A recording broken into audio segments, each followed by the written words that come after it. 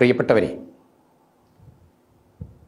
4 labour കോഡുകൾ അടിച്ചേൽപ്പിക്കാനുള്ള മോഡി സർക്കാരിൻ്റെ ഗൂഢാലോചനാപരമായ നീക്കത്തിനെതിരായി ഇന്ത്യയിലെ തൊഴിലാളികളും കർഷകരും ഉൾപ്പെടുന്ന അധ്വാനിക്കുന്ന വർഗം വളരെ ശക്തമായ ഒരു പ്രക്ഷോഭത്തിനൊരുങ്ങുകയാണ്. ഭരണഘടനാ ദിനമായ നവംബർ 26-ന് രാജ്യവ്യാപകമായി കർഷക സംഘടനകളും ട്രേഡ് യൂണിയൻ സംഘടനകളുമൊക്കെ യോജിച്ചുകൊണ്ട് ഈ കരിനിയമത്തിനെതിരായിട്ട് ശക്തമായ പ്രക്ഷോഭങ്ങൾക്ക് നാന്ദി കുറിക്കുകയാണ്. കൊളോണിയൽ ഭരണകാലത്തേക്കാൾ അടിമതുല്യമായ അവസ്ഥയിലേക്ക് ഇന്ത്യൻ തൊഴിലാളി വർഗത്തെ വലിച്ചെറിയുന്ന, രാജ്യത്തിൻ്റെ ഭരണഘടനയുടെ എല്ലാ മൂല്യങ്ങൾക്കും വിരുദ്ധമായ, പണിയെടുക്കുന്നവരെ മനുഷ്യരായും അവരുടെ ജീവിതത്തെ മനുഷ്യോചിതമായ സാഹചര്യത്തിലും കാണാനുള്ള എല്ലാ ആധുനികമായ തൊഴിൽ സങ്കല്പങ്ങളെയും തൊഴിൽ ശക്തി സമീപനങ്ങളെയും നിഷേധിക്കുന്നതാണ് ഈ നിയമം. നവലിബറൽ മൂലധനത്തിനാവശ്യമായ രീതിയിൽ രാജ്യത്തിൻ്റെ തൊഴിൽ ശക്തിയെ അസ്ഥിരീകരിക്കുക, ആ രീതിയിലുള്ള നിയോ ലിബറൽ പരിഷ്കാരങ്ങളുടെ ഭാഗമായിട്ടാണ്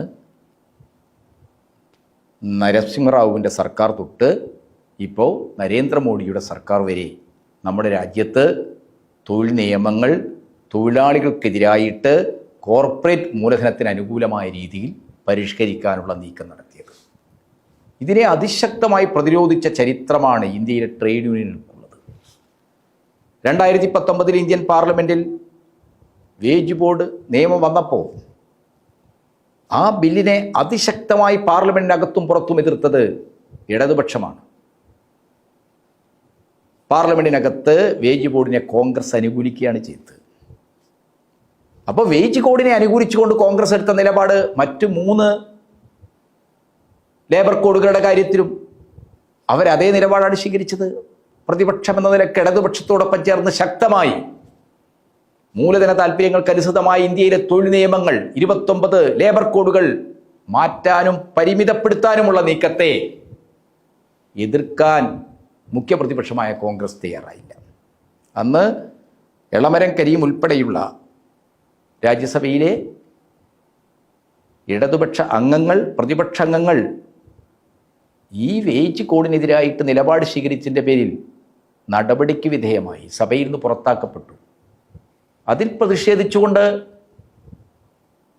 പ്രതിപക്ഷം പാർലമെൻറ്റ് ബഹിഷ്കരിച്ച ഒരു സാഹചര്യത്തെ അവസരമാക്കിക്കൊണ്ടാണ് ഒരു ചർച്ചയുമില്ലാതെ ഏകപക്ഷീയമായി BJP സർക്കാർ ഈ ലേബർ കോഡ് നിയമമാക്കിയത്. ഈ നിയമം ഇപ്പോൾ 5 വർഷത്തിന് ശേഷം വിജ്ഞാപനം വഴി നടപ്പാക്കാൻ പോവുകയാണ്. രാജ്യത്തെ ട്രേഡ് യൂണിയനുകളുടെ, രാജ്യത്തെ പ്രതിപക്ഷ പാർട്ടികളുടെ അഭിപ്രായങ്ങൾ, അതിനുവേണ്ടിയുള്ള ആലോചനകൾ, ചർച്ചകൾ ഒന്നും നടത്താതെ കൊളോണിയൽ കാലഘട്ടത്തേക്കാൾ ഭീകരമായ അടിമത്തത്തിലേക്ക് തൊഴിലാളികളെ തള്ളിവിടുകയാണ്. 1926 ഇന്ത്യൻ ട്രേഡ് യൂണിയൻ ആക്ട് ഉണ്ടാകുന്നത്. ഇന്ത്യയിലെ തൊഴിലാളികൾക്ക് തൊഴിൽ സ്ഥാപനങ്ങളിൽ സംഘടിക്കാനും യൂണിയൻ ഉണ്ടാക്കാനും അവകാശങ്ങൾക്ക് വേണ്ടി വിലപേശ സമരം നടത്താൻ, പണിമുടക്കടക്കം നടത്താനുമുള്ള നിയമപരമായ അവകാശമാണ് 1926 ട്രേഡ് യൂണിയൻ ആക്ട് ഇന്ത്യയിലെ തൊഴിലാളികൾക്ക് നൽകിയത്. ആ അവകാശങ്ങളെപ്പോലും ഇല്ലാതാക്കിക്കൊണ്ട് കൊളോണിയൽ കാലത്തേക്കാൾ അടിമതുല്യമായ അവസ്ഥയിലേക്ക് ഇന്ത്യൻ തൊഴിലാളികളെ എടുത്തെറിയുകയാണ് ഈ നിയമം. ഈ 4 ലേബർ കോഡുകൾ ഇന്ത്യയിലെ തൊഴിൽ രംഗത്തുണ്ടാക്കാൻ പോകുന്ന, ഇന്ത്യയിലെ തൊഴിൽ ശക്തിയുടെ രംഗത്തുണ്ടാക്കാൻ പോകുന്ന ആഘാതങ്ങളെ, അസ്ഥിരീകരണങ്ങളെ സംബന്ധിച്ച് ഈ പ്രഭാഷണ പരിപാടിയിൽ പങ്കെടുത്തുകൊണ്ട് നമ്മളോട് സംസാരിക്കുന്നത് CPMൻ്റെ കേന്ദ്ര കമ്മിറ്റി അംഗവും CITUവിൻ്റെ സംസ്ഥാന സെക്രട്ടറിയുമായ സഖാവ് എളമരം കരീമാണ്. അദ്ദേഹം ഈ നിയമം നമ്മുടെ തൊഴിൽ രംഗത്ത്, ഇന്ത്യയുടെ സമ്പത്തുൽപാദന മണ്ഡലത്തിൽ എല്ലാം ഉണ്ടാക്കാൻ പോകുന്ന ഗുരുതരമായ ആഘാതങ്ങളെ സംബന്ധിച്ച് ഈ പ്രഭാഷണ പരിപാടിയിൽ നമ്മളോട് സംസാരിക്കും. ഞാൻ അദ്ദേഹത്തെ വളരെ വിനയപൂർവ്വം ഈ പരിപാടിയിലേക്ക് ക്ഷണിക്കുകയാണ്. ഇന്ത്യ രാജ്യത്തെ തൊഴിലാളികളെ അടിമ സമാനമാക്കുന്ന തൊഴിൽ നിയമങ്ങളാണ് കേന്ദ്ര സർക്കാർ നോട്ടിഫൈ ചെയ്ത് നടപ്പാക്കാൻ പോകുന്നത്. 2019 2020 നിലവിലുണ്ടായിരുന്ന 29 നിയമങ്ങൾ ക്രോഡീകരിച്ച് 4 ലേബർ കോഡുകളാക്കി പാർലമെൻറ്റിൽ അവതരിപ്പിച്ച് പാസാക്കിയത്. 2019 ആദ്യം പാർലമെൻറ്റിൽ വന്നത് കോഡ് ഓൺ വേജ് എന്ന ബില്ലാണ്. ഇടതുപക്ഷം ഞങ്ങൾ ശക്തമായി അതിനെ എതിർത്തു. ഒടുവിൽ ചർച്ചകൾക്ക് ശേഷം ഭേദഗതികൾ അവതരിപ്പിക്കുകയും ബില്ല് പാസ്സാക്കുന്ന ഘട്ടത്തിൽ വോട്ടെടുപ്പ് ആവശ്യപ്പെടുകയും ചെയ്തു. അത്ഭുതകരമെന്ന് പറയട്ടെ, തൊഴിലാളികളുടെ അവകാശങ്ങൾ തകർക്കുന്ന കോഡ് ഓൺ വേജ് എന്ന് പറയുന്ന വേതന സംബന്ധമായ നിലവിലുള്ള നിയമങ്ങൾ ക്രോഡീകരിച്ച് തൊഴിലാളി വിരുദ്ധമായ വ്യവസ്ഥകൾ ഉൾക്കൊള്ളുന്ന കോഡ് ഓൺ വേജ് പാസ്സാക്കുന്ന ഘട്ടം വന്നപ്പോൾ, വോട്ടെടുപ്പ് നടന്നപ്പോൾ ഇന്ത്യൻ നാഷണൽ കോൺഗ്രസ് പാർട്ടി ആ ബില്ലിനെ അനുകൂലിച്ചു, BJPയോടൊപ്പം വോട്ട് ചെയ്തു. ഇടതുപക്ഷവും DMK, സമാജ്വാദി പാർട്ടി തുടങ്ങിയ മതേതര പ്രതിപക്ഷ പാർട്ടി അംഗങ്ങളും മാത്രമാണ് എതിർപ്പ് രേഖപ്പെടുത്തിയത്. 2020 തുടർന്നുള്ള 3 ലേബർ കോഡുകൾ പാസ്സാക്കുന്ന ഘട്ടത്തിൽ പ്രതിപക്ഷം പാർലമെൻറ്റ് ബഹിഷ്കരിച്ച അവസ്ഥയിലായിരുന്നു. കാർഷിക നിയമങ്ങൾ ബലം പ്രയോഗിച്ച് ഭൂരിപക്ഷം ഉപയോഗിച്ച് പാസ്സാക്കുന്നതിനെതിരെ ഇന്ത്യയിലെ കർഷകർ വലിയ പ്രക്ഷോഭം നടത്തുന്ന ഘട്ടത്തിൽ വിവാദ കാർഷിക ബില്ലുകൾക്കെതിരെ പ്രതിപക്ഷം പാർലമെൻറ്റിൽ ശക്തമായ പ്രതിഷേധം ഉയർത്തി. അതിനെ തുടർന്ന് പ്രതിപക്ഷത്തുള്ള ഏതാനും MP-മാരെ സസ്പെൻഡ് ചെയ്തു. ആ സസ്പെൻഷനിൽ പ്രതിഷേധിച്ച് ഞങ്ങൾ സഭ ബഹിഷ്കരിക്കാൻ തീരുമാനിച്ച് പുറത്തു നിൽക്കുന്ന ദിവസമാണ് 3 ലേബർ കോഡുകൾ പാർലമെൻറ്റിൽ കൊണ്ടുവന്നത്. പ്രതിപക്ഷം പാർലമെൻറ്റ് ബഹിഷ്കരിച്ച സാഹചര്യത്തിൽ ബില്ല് അവതരിപ്പിക്കുന്നത് മാറ്റിവെക്കണമെന്ന് പ്രതിപക്ഷ പാർട്ടികൾ എല്ലാവരും ചേർന്ന് കത്ത് തയ്യാറാക്കി രാജ്യസഭാ ചെയർമാന് സമർപ്പിച്ചെങ്കിലും അദ്ദേഹം അത് സ്വീകരിച്ചില്ല. ഇങ്ങനെയാണ് ഈ നിയമങ്ങൾ പാസ്സാകുന്നത്. ഈ ലേബർ കോഡുകൾ തികച്ചും തൊഴിലാളി വിരുദ്ധമാണ്. ഇത് പ്രോ എംപ്ലോയർ നിയമങ്ങളാണ്. വർഷങ്ങളായി ഇന്ത്യയിലെ തൊഴിലാളികൾ അനുഭവിച്ചു വരുന്ന പല ആനുകൂല്യങ്ങളും നഷ്ടപ്പെടുത്തുന്നതാണ് പാർലമെൻറ്റ് പാസ്സാക്കിയ ലേബർ കോഡുകൾ. ഈ ലേബർ കോഡുകൾ അവതരിപ്പിച്ച ഘട്ടം മുതൽ ട്രേഡ് യൂണിയനുകൾ ഒറ്റക്കെട്ടായി ഇതിനെ എതിർത്തു വരികയാണ്. BMS സംയുക്തമായ യോജിച്ച സമരത്തിൽ നിന്ന് വിട്ടുനിന്നു. അവർ RSSൻ്റെ നേതൃത്വത്തിലുള്ള സംഘടന ആയതുകൊണ്ട് RSSൻ്റെ നേതൃത്വത്തിലുള്ള BJPയുടെ ഗവൺമെൻറ് കൊണ്ടുവന്നൊരു നിയമത്തെ എതിർക്കാൻ രാഷ്ട്രീയ കാരണങ്ങളാൽ സന്നദ്ധമായില്ല. എങ്കിലും ലേബർ കോഡിലെ ചില വ്യവസ്ഥകളോട് അവർക്ക് അഭിപ്രായ വ്യത്യാസം ഉണ്ടായിരുന്നു. അത് അവർ ഗവൺമെൻറ്റിൻ്റെ മുമ്പിൽ ഉന്നയിച്ചു എന്നാണ് അവർ പറയുന്നത്. പക്ഷേ യോജിച്ച സമരത്തിലേക്ക് അവർ വന്നില്ല. മറ്റുള്ള ട്രേഡ് യൂണിയനുകൾ, BMS ഒഴികെയുള്ള ട്രേഡ് യൂണിയനുകൾ യോജിച്ച് നിന്ന് ലേബർ കോഡുകൾ പാസ്സാക്കുന്നതിനെതിരെ ശക്തമായ നിലപാട് സ്വീകരിച്ചു. നിരവധി പ്രക്ഷോഭ സമരങ്ങൾ നടത്തി. പാർലമെൻറ്റിൽ അവതരിപ്പിച്ച ലേബർ കോഡുകൾ പാർലമെൻറ്റിൻ്റെ സ്റ്റാൻഡിംഗ് കമ്മിറ്റിക്ക് റെഫർ ചെയ്തിരുന്നു, ലേബർ സ്റ്റാൻഡിംഗ് കമ്മിറ്റിക്ക്. ഞാൻ ആ സ്റ്റാൻഡിംഗ് കമ്മിറ്റിയിൽ അംഗമായിരുന്നു. ലേബർ സ്റ്റാൻഡിംഗ് കമ്മിറ്റി പരിശോധിച്ച് അതിലെ മുഴുവൻ അംഗങ്ങളും ഐക്യകണ്ഠേന ലേബർ കോഡുകളിലെ പല വ്യവസ്ഥകൾക്കും ഭേദഗതികൾ നിർദ്ദേശിച്ചു. ചില അഭിപ്രായങ്ങൾ ഇടതുപക്ഷം പ്രകടിപ്പിച്ചത് BJPക്ക് സ്വീകാര്യമായി, BJP മെമ്പർമാർ സ്വീകരിച്ചില്ല. അതുകൊണ്ട് ചിലത് ഞങ്ങളുടെ അഭിപ്രായങ്ങൾ ഭിന്നാഭിപ്രായമായി രേഖപ്പെടുത്താനേ സാധിച്ചുള്ളൂ. പക്ഷേ ഭൂരിപക്ഷം നിർദ്ദേശങ്ങളും ഏകകണ്ഠമായിട്ട് അംഗീകരിച്ചു. പാർലമെൻറ്റിൻ്റെ ലേബർ സ്റ്റാൻഡിംഗ് കമ്മിറ്റി എന്ന് പറഞ്ഞാൽ പാർലമെൻറ്റിൻ്റെ ഒരു പരിച്ഛേദമാണ്. പാർലമെൻറ്റിലെ എല്ലാ പാർട്ടികളിലെയും പ്രതിനിധികൾ ഉൾക്കൊള്ളും. ഭരണകക്ഷിക്കാണ് ഭൂരിപക്ഷം. ആ സ്റ്റാൻഡിംഗ് കമ്മിറ്റി യുനാനിമസായി നിർദ്ദേശിച്ച കാര്യങ്ങൾ പോലും കേന്ദ്ര സർക്കാർ ബില്ല് അവതരിപ്പിക്കുന്ന വേളയിൽ പരിഗണിച്ചില്ല. അവർ ബില്ലിൻ്റെ ആദ്യത്തെ അതേ രൂപത്തിൽ തന്നെ ഭൂരിപക്ഷം ഉപയോഗിച്ച് പാസ്സാക്കിയെടുത്തു. തുടർന്ന് ട്രേഡ് യൂണിയനുകളുടെ സംയുക്ത സമിതിയുടെ പ്രക്ഷോഭം ശക്തിപ്പെട്ടു. കർഷക സംഘടനകളും തൊഴിലാളി സമരത്തെ അനുകൂലിച്ചു. അത്തരമൊരു സാഹചര്യത്തിൽ പാർലമെൻറ്റ് പാസാക്കിയ നിയമം നടപ്പാക്കുന്നതിന് ചട്ടങ്ങൾ രൂപീകരിക്കാനും വിജ്ഞാപനം ഇറക്കാനും സർക്കാർ അല്പം സമയം നീട്ടി, തൽക്കാലത്തേക്ക് വേണ്ട എന്ന നിലപാട് സ്വീകരിച്ചു. തുടർച്ചയായി പ്രക്ഷോഭങ്ങൾ ഇന്ത്യയിൽ തുടരുകയായിരുന്നു. സർക്കാർ ഇത് വിജ്ഞാപനം ചെയ്ത് നടപ്പാക്കുന്നതിന് അല്പം സമയമെടുത്തു. ഇപ്പോൾ ബീഹാർ തെരഞ്ഞെടുപ്പിലെ വിജയത്തിൻ്റെ അഹങ്കാരത്തിൽ ഒരു പ്രത്യേക ചർച്ചയും കൂടാതെ, തൊഴിലാളി സംഘടനകളുടെ എതിർപ്പിനെ മാനിക്കാതെ ഇന്നലെ 4 ലേബർ കോഡുകൾ നടപ്പാക്കാനുള്ള നോട്ടിഫിക്കേഷൻ ഗവൺമെൻറ് ഇറക്കിയിരിക്കുകയാണ്. ഇത് അങ്ങേയറ്റം പ്രതിഷേധാർഹമാണ്, തൊഴിലാളി വർഗത്തോടുള്ള വെല്ലുവിളിയാണ്. ഇന്ത്യയിലെ തൊഴിലാളികളെ അടിമ സമാനമായ തൊഴിൽ സാഹചര്യത്തിലേക്ക് തള്ളിവിടുന്ന ഏറ്റവും പിന്തിരിപ്പൻ നിയമങ്ങളാണ് നടപ്പാക്കാൻ കേന്ദ്ര സർക്കാർ വിജ്ഞാപനം ഇറക്കിയിട്ടുള്ളത്. ഈ നിലപാടിനെതിരെ വരുന്ന 26-ാം തീയതി ഇന്ത്യയിലെ ട്രേഡ് യൂണിയനുകൾ ഒറ്റക്കെട്ടായി പ്രതിഷേധ സമര പരിപാടികൾ ആഹ്വാനം ചെയ്തിരിക്കുന്നു. കേന്ദ്ര സർക്കാർ ഓഫീസുകളുടെ മുമ്പിലും മറ്റ് പൊതുവേദികളിലും യോജിച്ച പ്രക്ഷോഭമുയർത്താൻ, ശബ്ദമുയർത്താനാണ് കേന്ദ്ര ട്രേഡ് യൂണിയനുകൾ ഒറ്റക്കെട്ടായി ഇന്നലെ തീരുമാനമെടുത്ത് ആഹ്വാനം നൽകിയിട്ടുള്ളത്. ഇന്ത്യയിലെ തൊഴിൽ നിയമങ്ങൾക്ക് വലിയ ചരിത്രമുണ്ട്. ILO അതാത് കാലഘട്ടങ്ങളിൽ അംഗീകരിക്കുന്ന, തൊഴിലാളികളെ ബാധിക്കുന്ന തൊഴിലാളി സംരക്ഷണത്തിന് ലക്ഷ്യം വെച്ചുകൊണ്ട് അംഗീകരിക്കുന്ന കൺവെൻഷനുകൾ, പ്രമാണങ്ങൾ റാറ്റിഫൈ ചെയ്തുകൊണ്ട് ILOയിലെ അംഗമായ ഇന്ത്യ സ്വാതന്ത്ര്യാനന്തരം നിരവധി തൊഴിൽ നിയമങ്ങൾക്ക് രൂപം നൽകിയിട്ടുണ്ട്. തൊഴിലാളികളുടെ താൽപ്പര്യങ്ങൾ സംരക്ഷിക്കുന്നതിന് വേണ്ടി ഇന്ത്യ ഗവൺമെൻറ് നിയോഗിച്ച ലേബർ കമ്മീഷൻ, 1ാം ലേബർ കമ്മീഷൻ, ഗജേന്ദ്ര ഗാഡ്കർ അധ്യക്ഷനായ 1ാം ലേബർ കമ്മീഷൻ സർക്കാരിന് തൊഴിലാളി സംരക്ഷണം മുൻനിർത്തി നിരവധി നിർദ്ദേശങ്ങൾ നൽകുകയുണ്ടായി. ILO പ്രമാണങ്ങളും ഗജേന്ദ്ര ഗാഡ്കർ കമ്മീഷൻ്റെ ശുപാർശകളും എല്ലാം അംഗീകരിച്ചുകൊണ്ട് അതിനെ അടിസ്ഥാനപ്പെടുത്തിയാണ് സ്വാതന്ത്ര്യാനന്തരം നിരവധി തൊഴിൽ നിയമങ്ങൾ ഉണ്ടായി തുടങ്ങിയത്.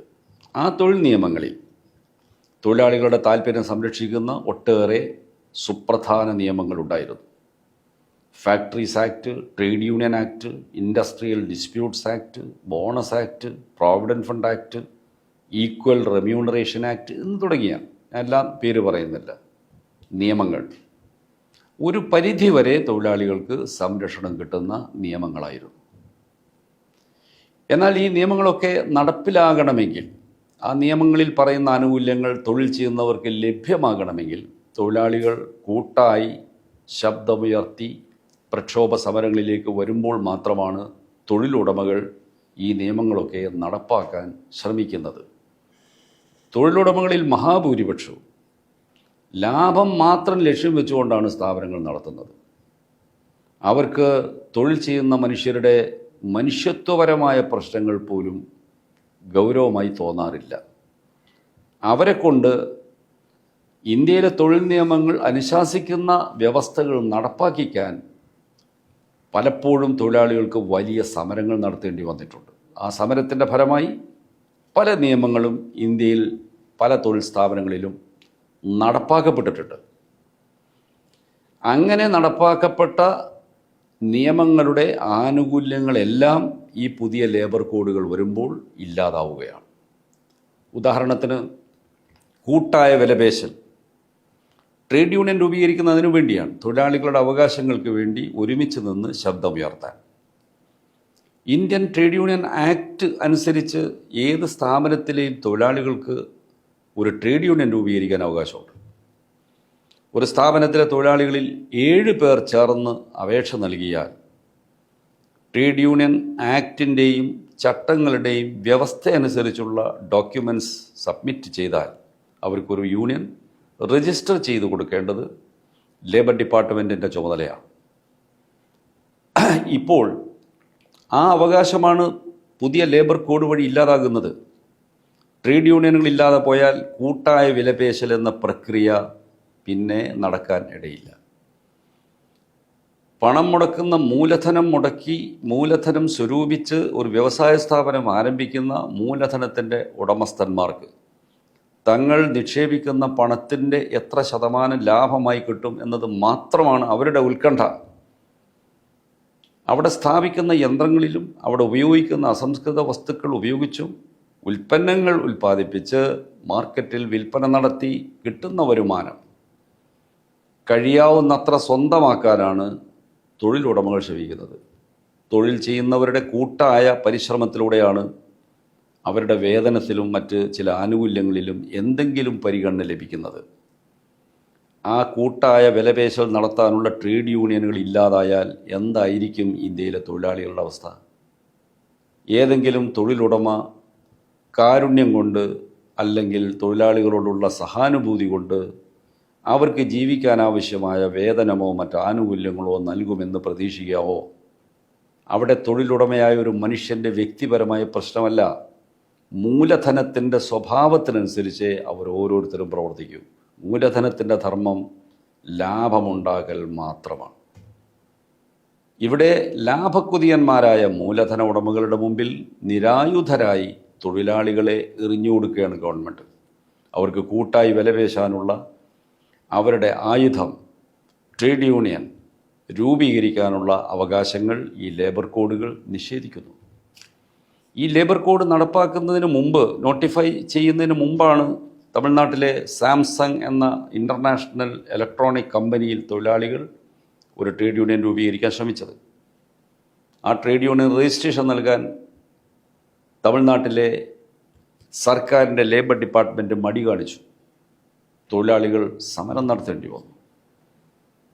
2 മാസം നീണ്ടു നിന്ന ശക്തമായ സമരത്തെ തുടർന്നാണ് ട്രേഡ് യൂണിയൻ രൂപീകരിക്കാൻ ലേബർ ഡിപ്പാർട്ട്മെൻറ്റ് അനുമതി നൽകിയത്. ലേബർ കോഡ് നടപ്പാക്കാനുള്ള നോട്ടിഫിക്കേഷൻ വരുന്നതിന് മുമ്പുണ്ടായ സംഭവമാണിത്. ഇനി എന്തായിരിക്കും അവസ്ഥ? ഈ വിധത്തിൽ സംഘടിക്കാനും വിലപേശാനും ഐക്യത്തോടെ മുന്നോട്ട് വരാൻ കഴിയാത്ത തൊഴിലാളികൾക്ക് എങ്ങനെയാണ് ഒരു ട്രേഡ് യൂണിയൻ രൂപീകരിക്കാൻ സാധിക്കുക?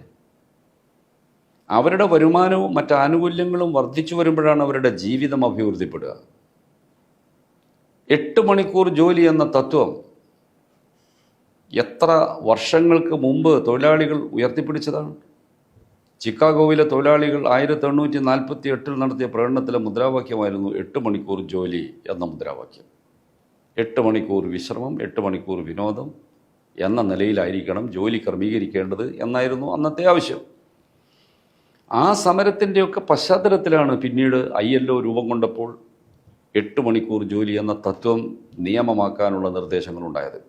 അതനുസരിച്ചാണ് ഇന്ത്യയിലെ ഫാക്ടറീസ് ആക്റ്റിലും മറ്റ് നിയമങ്ങളിലും 8 മണിക്കൂർ ജോലി എന്ന തത്വം അംഗീകരിച്ചത്. ഇപ്പോൾ ഈ തത്വം കാറ്റിൽ പറത്തുകയാണ്. ഇന്ത്യയിലെ മുതലാളിമാർ തൊഴിൽ സമയം ദീർഘിപ്പിക്കണമെന്ന് പരസ്യമായി ആവശ്യപ്പെടുന്നു. ലേബർ കോഡ് നടപ്പാക്കാനുള്ള നോട്ടിഫിക്കേഷൻ വരുന്നതിന് മുമ്പാണ് ഇന്ത്യയിലെ പ്രമുഖ വ്യവസായികൾ ഒരു ദിവസത്തെ ജോലി സമയം 12 മണിക്കൂറാക്കണം എന്നൊരാൾ. മറ്റൊരാൾ പറയുന്നത് കാലത്ത് 9 മണി മുതൽ രാത്രി 9 മണി വരെ ജോലി സമയം, ആഴ്ചയിൽ 6 ദിവസം ഈ വിധത്തിൽ ജോലി ചെയ്യണമെന്നാണ്. ഒരു ദിവസം 8 മണിക്കൂർ എന്ന തോതിൽ ആഴ്ചയിൽ 6 മണിക്കൂർ, ഒരു ദിവസം 6 മണിക്കൂർ വീതം ആഴ്ചയിൽ ജോലി ചെയ്താൽ 48 മണിക്കൂറാണ് തൊഴിലാളികൾ ജോലി ചെയ്യേണ്ടിയിരുന്നത്. അതിന് പകരം ഒരു ദിവസം 12 മണിക്കൂർ തോതിൽ 6 ദിവസം ഒരാഴ്ചയിൽ ജോലി ചെയ്യണമെന്ന പുതിയ അഭിപ്രായമാണ് തൊഴിലുടമകളുടെ ഭാഗത്ത് ഉയർന്നു വരുന്നത്. അപ്പോൾ തൊഴിലാളികൾ വെറും യന്ത്രങ്ങളെപ്പോലെ ജോലി ചെയ്യുക, അവർക്ക് വിശ്രമിക്കാനോ വിനോദത്തിലേർപ്പെടാനോ പഠനം നടത്താനോ ഒന്നും ഒരു സമയവും അനുവദിക്കാത്ത വിധത്തിലുള്ള ക്രൂരതയാണ് തൊഴിലുടമകൾ മുന്നോട്ട് വയ്ക്കുന്ന നിർദ്ദേശങ്ങളിലുള്ളത്. അതിന് അവർക്ക് അവകാശം നൽകുന്നതാണ് പുതിയ ലേബർ കോഡുകൾ. ഇത് മാത്രമല്ല, സ്ത്രീകൾ ധാരാളം ജോലി ചെയ്യുന്നുണ്ട് പല വ്യവസായങ്ങളിൽ, പല തൊഴിൽ സ്ഥാപനങ്ങളിലായി. വാണിജ്യ വ്യാപാര മേഖലകളിൽ ധാരാളം സ്ത്രീകൾ ജോലി ചെയ്യുന്നുണ്ട്. IT മേഖലയിൽ ധാരാളം സ്ത്രീകൾ ജോലി ചെയ്യുന്നുണ്ട്. ആശുപത്രികളിൽ, സ്കൂളുകളിൽ, സർക്കാർ മേഖലകളിൽ ഇതെല്ലാം ധാരാളം സ്ത്രീകൾ ജോലി ചെയ്യുന്നുണ്ട്. ഈ ജോലി ചെയ്യുന്ന സ്ത്രീകൾക്ക് രാത്രി സമയങ്ങളിൽ അവർ ജോലി ചെയ്യേണ്ടി വന്നാൽ നൽകേണ്ട സുരക്ഷിതത്വത്തെക്കുറിച്ച് ഈ നിയമത്തിൽ ഒരു വ്യവസ്ഥയില്ല. ഒരു സ്ത്രീ ഒറ്റക്ക് ഒരു സ്ഥലത്ത് ജോലിക്ക് ഏർപ്പെടേണ്ടി വരിക, രാത്രി സമയത്ത് അസമയത്ത് ഏർപ്പെടേണ്ടി വരിക എന്ന് പറഞ്ഞാൽ അവരുടെ സുരക്ഷിതത്വത്തിൻ്റെ പ്രശ്നമുണ്ട്. ഇത് ഒരു പൊതു പ്രതിഭാസമാണ്. അപ്പോൾ ഒന്നിലേറെ സ്ത്രീകൾ ഉണ്ടാകുമെന്ന് ഉറപ്പുവരുത്തുക, അവർക്ക് സുരക്ഷിതമായ താമസ സൗകര്യം ഉണ്ടാവുക. ഇനി അഥവാ സ്ഥാപനത്തിൽ താമസ സൗകര്യം ഇല്ലെങ്കിൽ സുരക്ഷിതമായി വീട്ടിലെത്താനുള്ള യാത്രാ സൗകര്യം ഉണ്ടാവുക. ഇതൊക്കെ ഉറപ്പുവരുത്താതെ സ്ത്രീകളെയും പുരുഷന്മാരെയും എല്ലാം ഒരുപോലെ കണക്കാക്കി രാത്രിയും ജോലി ചെയ്യിക്കാൻ സൗകര്യം നൽകുന്നതാണ് പുതിയ ലേബർ കോഡ്. ഇത് സ്ത്രീകളോട് ചെയ്യുന്ന കടുത്ത അനീതിയാണ്. അവരുടെ പരിരക്ഷയെപ്പോലും ശ്രദ്ധിക്കുന്നില്ല. ESI പ്രാവിഡന്റ് ഫണ്ട് പോലുള്ള നിയമാനുസൃതമായ ക്ഷേമ പദ്ധതികൾ വികലപ്പെടുത്തുന്നതാണ് ലേബർ കോഡിലെ വ്യവസ്ഥകൾ. ഇതൊന്നും തൊഴിലാളികൾക്ക് ലഭ്യമാകാൻ കഴിയാത്ത വിധത്തിൽ trade union free workplaces സൃഷ്ടിക്കപ്പെടാനാണ് തൊഴിലുടമകൾ ആഗ്രഹിക്കുന്നത്. അതാണ് ഗവൺമെൻറ് സാധ്യമാക്കി കൊടുക്കുന്നത്. ഇത്തരം ക്ഷേമ പദ്ധതികൾ, സുരക്ഷാ പദ്ധതികൾ ഒരു തൊഴിലുടമയും സ്വമേധയാ നടപ്പാക്കുന്നതല്ല. തൊഴിലാളി സംഘടനകളാണ്. തൊഴിലാളി സംഘടനകളിലൂടെയാണ്, കൂട്ടായ വിലപേശലിലൂടെയാണ് ഇതൊക്കെ നടപ്പാക്കാൻ ശ്രമിക്കുന്നത്. ജോലി സ്ഥിരത എന്ന് പറയുന്നത് ഇല്ലാതാവാൻ പോവുകയാണ്.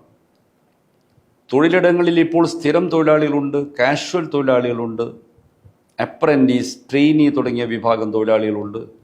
എന്നാൽ ഈ അടുത്ത കാലത്തായി ഉൽപ്പാദന വ്യവസായങ്ങളിൽ പോലും, വലിയ വലിയ ഫാക്ടറികളിൽ പോലും ഫാക്ടറിക്കുള്ളിൽ കരാറടിസ്ഥാനത്തിലുള്ള തൊഴിലാളികളെ ജോലിക്ക് വെക്കുന്നുണ്ട്. ഇത് തികച്ചും നിയമവിരുദ്ധമാണ്. ഒരേ തൊഴിൽ മേഖലയിൽ, ഒരേ തൊഴിൽ സ്ഥലത്ത് രണ്ട് തരത്തിലുള്ള തൊഴിലാളികൾ, ഒന്ന് സ്ഥിരം തൊഴിലാളികൾ, മറ്റൊന്ന് താൽക്കാലിക തൊഴിലാളികൾ. താൽക്കാലിക തൊഴിലാളികൾ കോൺട്രാക്ടറുടെ കീഴിലാണെങ്കിൽ എംപ്ലോയർ കോൺട്രാക്ടറാണ് എന്ന ന്യായത്തിൽ പ്രിൻസിപ്പൽ എംപ്ലോയറായ ഫാക്ടറിയുടെ ഉടമസ്ഥർ അവർക്കുള്ള ആനുകൂല്യങ്ങൾ നിഷേധിക്കുന്ന രീതി ഇന്ന് വ്യാപകമാണ്. ഇതിനെ നിയമപ്രകാരം സാധൂകരിക്കുന്നതാണ് ലേബർ കോഡ്.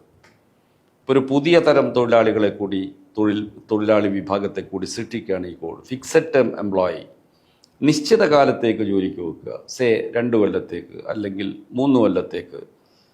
അത് കഴിഞ്ഞാൽ അവരെ ജോലിയിൽ നിന്ന് ഒഴിവാക്കാം. അവർക്ക് ജോലി സ്ഥിരത ആവശ്യപ്പെടാനോ ജോലിയിൽ തുടർച്ച വേണമെന്ന് ആവശ്യപ്പെടാനോ ഒരവകാശം ഉണ്ടായിരിക്കുന്നതല്ല പുതിയ തൊഴിൽ നിയമം അനുസരിച്ച്. കോടതിയിൽ പോകാൻ പോലും രക്ഷയില്ല. എന്നാൽ മാനേജ്മെൻറ്റിന് ആവശ്യമുണ്ടെങ്കിൽ അവർക്ക് വീണ്ടും ഇതുപോലെ തന്നെ ജോലി കൊടുക്കാം. ഫിക്സഡ് ടേം എംപ്ലോയ്മെൻറ്റ് അടുത്ത ഒരു ടേമിലേക്ക് കൂടി വീണ്ടും കൊടുക്കാം അവർക്ക് ഇഷ്ടമുണ്ടെങ്കിൽ.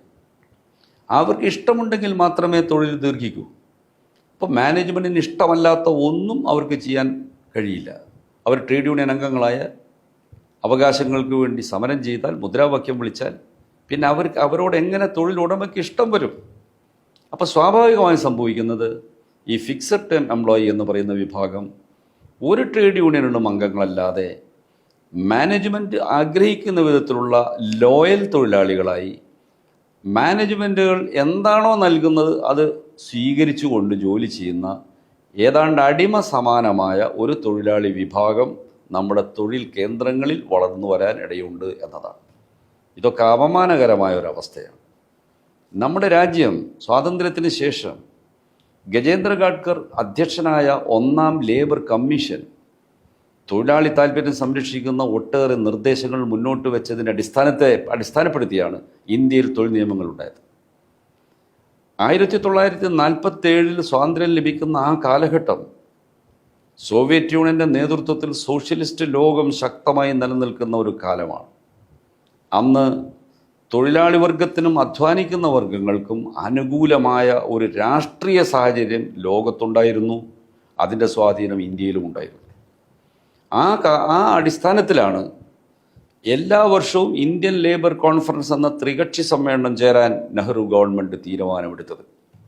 തൊഴിലുടമ പ്രതിനിധികൾ, തൊഴിലാളി പ്രതിനിധികൾ, സർക്കാർ പ്രതിനിധികൾ.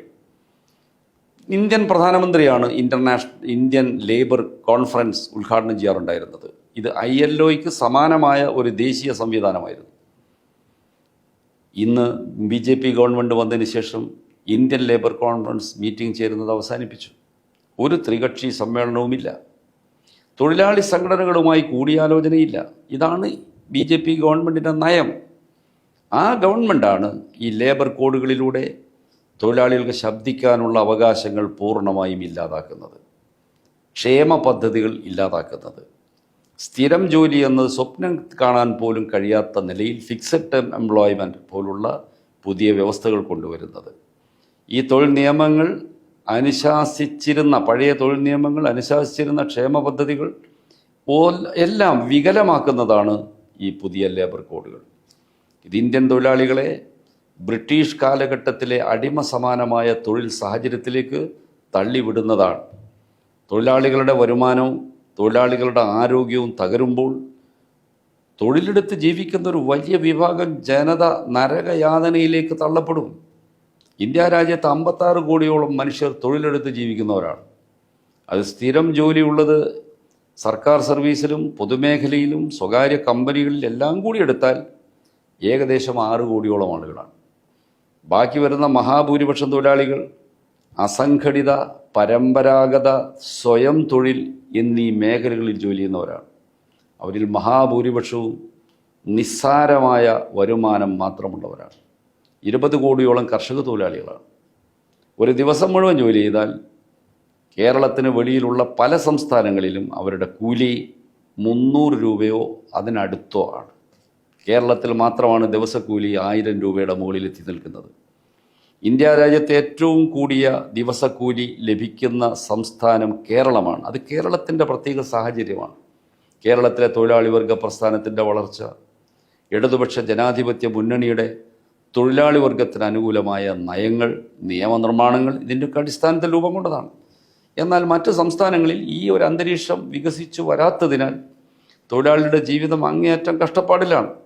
അങ്ങനെയുള്ളൊരു രാജ്യത്താണ് നിലവിലുള്ള തൊഴിൽ നിയമങ്ങൾ അനുശാസിക്കുന്ന ആനുകൂല്യങ്ങളും അവകാശങ്ങളും ഇല്ലാതാകുന്നത്. തൊഴിലിടങ്ങളിൽ ലേബർ ഡിപ്പാർട്ട്മെൻറ്റിലെ ഉദ്യോഗസ്ഥന്മാർ പരിശോധന നടത്താൻ ഒരു വ്യവസ്ഥയുണ്ടായിരുന്നു തൊഴിൽ നിയമങ്ങളിൽ.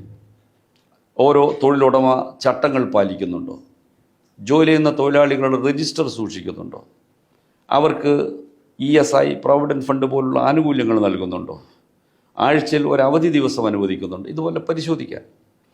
ഇവിടെയെല്ലാം നിയമലംഘനം കണ്ടെത്തിയാൽ തൊഴിലുടമകളെ ശിക്ഷിക്കുന്നതിനുള്ള വ്യവസ്ഥകളുണ്ടായിരുന്നു. ഇപ്പോൾ BJP ഗവൺമെൻറ് എന്താ ചെയ്യുന്നത്? തൊഴിലുടമകൾ എന്ത് നിയമലംഘനം നടത്തിയാലും അവർ കുറച്ച് ഫൈൻ അടച്ചാൽ മതി, മറ്റ് ശിക്ഷകളൊക്കെ ഒഴിവാക്കി. തടവ് ശിക്ഷ ഉൾപ്പെടെയുള്ള ശിക്ഷാ വ്യവസ്ഥകൾ നേരത്തെ നിയമങ്ങളിലുണ്ടായിരുന്നു, അതെല്ലാം ഒഴിവാക്കി. കുറച്ച് പണം ഫൈനായിട്ട് അടച്ചാൽ മതി.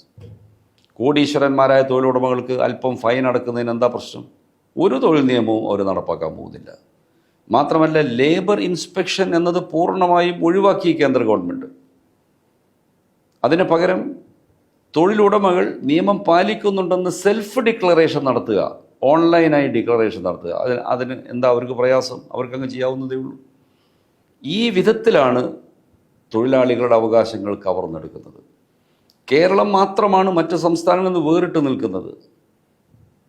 2019-ലും 2020-ലും ലേബർ കോഡുകൾ പാസ്സായെങ്കിലും ഇന്ത്യയിലെ തൊഴിലാളികളുടെ ശക്തമായ എതിർപ്പിൻ്റെ പശ്ചാത്തലത്തിൽ അതിന് ചട്ടങ്ങൾ രൂപീകരിച്ച് നോട്ടിഫൈ ചെയ്യാൻ ഗവൺമെൻറ് കുറച്ച് സമയമെടുത്തു. ശങ്കിച്ചിങ്ങനെ നിന്ന് കുറച്ച് സമയമെടുത്തു.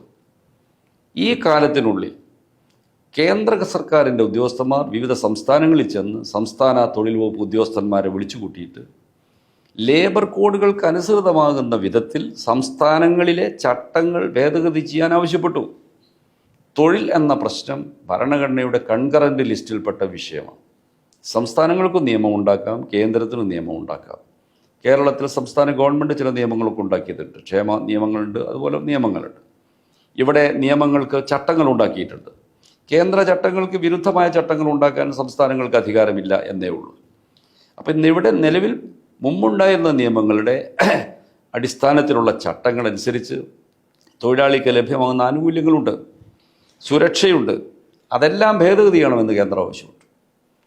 LDF ഗവൺമെൻറ് ഒഴികെ ഇന്ത്യയിലെ ഭൂരിപക്ഷ സംസ്ഥാനങ്ങളും കേന്ദ്രത്തിൻ്റെ തിട്ടൂരമനുസരിച്ച് തൊഴിൽ നിയമങ്ങളിൽ, സംസ്ഥാന നിയമങ്ങളിലും ചട്ടങ്ങളിലും തൊഴിലാളി വിരുദ്ധമായ ഭേദഗതികൾ വരുത്തി. തൊഴിലാളി വിരുദ്ധമായ ഭേദഗതികൾ വരുത്താൻ കടുത്ത സമ്മർദ്ദം കേരളത്തിന് മേൽ ചുമത്തിയെങ്കിലും കേരളം അംഗീകരിച്ചില്ല. ഇത് ഇടതുപക്ഷ ജനാധിപത്യ മുന്നണിയുടെ ഗവൺമെൻറ് ആയതുകൊണ്ട് മാത്രമാണ് ഇത് സംഭവിച്ചത്. ഇന്ത്യ രാജ്യത്തിലെ മറ്റ് തൊഴിലാളികൾക്ക് മുമ്പിൽ കേരളം ഒരു വലിയ മാതൃകയായി ഉയർന്നു നിന്നു. എല്ലാവരും പ്രശംസിച്ചു കേരളത്തിൻ്റെ നിലപാടിനെ. ഇപ്പോൾ കേന്ദ്ര ഗവൺമെൻറ് രാജ്യമാകെ വ്യാപ്തി നൽകുന്ന ദേശീയ തലത്തിൽ തന്നെ ചട്ടങ്ങൾ നോട്ടിഫൈ ചെയ്തിരിക്കുകയാണ്. കേരളത്തിലും അത് നടപ്പാക്കാനുള്ള സമ്മർദ്ദം ഉണ്ടാവാൻ സാധ്യതയുണ്ട്. ഇടതുപക്ഷ ജനാധിപത്യ മുന്നണിയുടെ സർക്കാർ കേന്ദ്രത്തിൻ്റെ ഇത്തരം ആക്രമണങ്ങളെ നേരിടാൻ അപാരമായ തൻ്റെ ഇടം കാണിച്ചതാണ് ഇതുവരെയുള്ള അനുഭവം. അത് തുടരുമെന്ന് തന്നെയാണ് ഞങ്ങളുടെ പ്രതീക്ഷ. എന്നാൽ കേരളത്തെ പ്രതിസന്ധിയിലാക്കുന്ന വിധത്തിൽ കേന്ദ്ര ഗവൺമെൻറ് ഇടപെടാൻ സാധ്യതയുണ്ട്. തൊഴിൽ സ്ഥാപനങ്ങളിൽ കേന്ദ്ര ഗവൺമെൻറ്റിൻ്റെ സ്ഥാപനങ്ങളുണ്ട്, കേന്ദ്ര പൊതുമേഖലാ സ്ഥാപനങ്ങളുണ്ട്. കേന്ദ്ര ഗവൺമെൻറ് സംരക്ഷണം നൽകുന്ന കോർപ്പറേറ്റുകളുടെ സ്ഥാപനങ്ങളുണ്ട്. അവിടെയൊക്കെ ഈ തൊഴിലാളി വിരുദ്ധമായ നിയമങ്ങളും ചട്ടങ്ങളും നടപ്പാക്കാനുള്ള ശക്തമായ ഇടപെടൽ വരുമ്പോൾ തൊഴിൽ മേഖല വലിയ സംഘർഷത്തിലേക്ക് പോകും. തൊഴിലാളികൾക്ക് ശക്തമായി വിലപേശാനുള്ള സംഘടന എന്ന ആയുധമില്ലെങ്കിൽ ഇതിനെ ഒന്നും ചേർത്ത് തോൽപ്പിക്കാൻ കഴിയാത്ത ഒരവസ്ഥയാണ് വരാൻ പോകുന്നത്. ചുരുക്കി പറഞ്ഞാൽ ഇന്ത്യയിലെ തൊഴിൽ മേഖല അടിമ സമാനമായ തൊഴിലിൻ്റെ ഒരു കേന്ദ്രമായി മാറുകയാണ്. പരിഷ്കൃത സമൂഹത്തിന് ചിന്തിക്കാൻ പോലും കഴിയാത്ത ഒരു രീതിയിലാണ് തൊഴിൽ മേഖലയെ മാറ്റി തീർക്കുന്നത്. ഇതിനെതിരെ അതിശക്തമായ പ്രക്ഷോഭത്തിലേക്ക് ട്രേഡ് യൂണിയനുകൾ പോകണമെന്നാണ് ഇപ്പോൾ തീരുമാനിച്ചിട്ടുള്ളത്. BMS ഒഴികെയുള്ള ദേശീയ ട്രേഡ് യൂണിയനുകളെല്ലാം ചേർന്ന്, കേന്ദ്ര സംസ്ഥാന സർക്കാർ ജീവനക്കാരുടെ സംഘടനകളും ചേർന്ന് വരുന്ന 26-ാം തീയതി ദേശവ്യാപകമായി പ്രക്ഷോഭം ഉയർത്താൻ തീരുമാനിച്ചിട്ടുണ്ട്. കേരളത്തിലും ഇതിനനുസരിച്ച് സംസ്ഥാനത്തെ എല്ലാ പ്രദേശങ്ങളിലും പ്രക്ഷോഭം നടത്തുകയാണ്. ഈ സാഹചര്യത്തിൽ ഒരു കാര്യം കൂടി ഞാൻ സൂചിപ്പിക്കാൻ ആഗ്രഹിക്കുന്നു. ഈ തൊഴിലാളി വിരുദ്ധമായ ഈ ചട്ടങ്ങൾ നോട്ടിഫൈ ചെയ്ത കേന്ദ്ര നടപടിയെ അനുകൂലിച്ച ഒരു തൊഴിലാളി സംഘടന ഇന്ത്യ രാജ്യത്തുണ്ട്. അത് BMS ആണ്. RSS നേതൃത്വം നൽകുന്ന BMS കേന്ദ്ര ഗവൺമെൻറ്റിൻ്റെ നോട്ടിഫിക്കേഷനെ സ്വാഗതം ചെയ്തിരിക്കുകയാണ്. ഒരു തൊഴിലാളി സംഘടന എന്ന് അവരെക്കുറിച്ച് പറയുന്നത് തന്നെ അപമാനകരമാണ്. RSSനോടുള്ള രാഷ്ട്രീയ വിധേയത്വം കൊണ്ട് ഇന്ത്യൻ തൊഴിലാളികളുടെ മൗലികമായ അവകാശങ്ങൾ ദൂരെ എറിയുന്ന, തകർത്തെറിയുന്ന കേന്ദ്ര നയത്തിന് പിന്തുണ നൽകാൻ പോകുന്ന BMS നേതൃത്വം നൽകുന്ന യൂണിയനുകളിലെ മെമ്പർമാരായ തൊഴിലാളികൾ ഈ സാഹചര്യം നന്നായി മനസ്സിലാക്കാനും തൊഴിലാളികളുടെ മൗലികമായ അവകാശങ്ങൾ സംരക്ഷിക്കാനുള്ള പോരാട്ടത്തിൽ അണിചേരാനും മുന്നോട്ട് വരണമെന്ന് ഞാൻ അഭ്യർത്ഥിക്കുന്നു. ഈ 26-ാം തീയതി നടക്കാൻ പോകുന്ന പ്രക്ഷോഭ സമരങ്ങളിൽ കേരളത്തിലെ മുഴുവൻ തൊഴിലാളികളും ഒറ്റക്കെട്ടായി അണിനിരക്കണമെന്ന് അഭ്യർത്ഥിക്കുന്നു. സംയുക്ത കിസാൻ മോർച്ച തൊഴിലാളി സംഘടനകൾ ആഹ്വാനം ചെയ്ത് ഈ പ്രക്ഷോഭത്തിന് പിന്തുണ പ്രഖ്യാപിച്ചിട്ടുണ്ട്. കർഷകരും ഈ പ്രക്ഷോഭത്തിൻ്റെ ഭാഗമായി ചേരുമെന്നാണ് ഞാൻ പ്രതീക്ഷിക്കുന്നത്. ഇന്ത്യ ഗവൺമെൻറ് തൊഴിലാളികളുടെ മൗലികമായ അവകാശങ്ങൾ തകർത്തെറിയുന്ന നിയമങ്ങൾ നടപ്പാക്കാൻ ഇപ്പോൾ നടത്തുന്ന ഈ പരിശ്രമങ്ങളെ പരാജയപ്പെടുത്താൻ കഴിയത്തക്ക വിധത്തിലുള്ള അതിശക്തമായ തൊഴിലാളി പ്രക്ഷോഭം ഇന്ത്യയിൽ ഉയർന്നു വരുമെന്ന് ഞാൻ പ്രതീക്ഷിക്കുന്നു.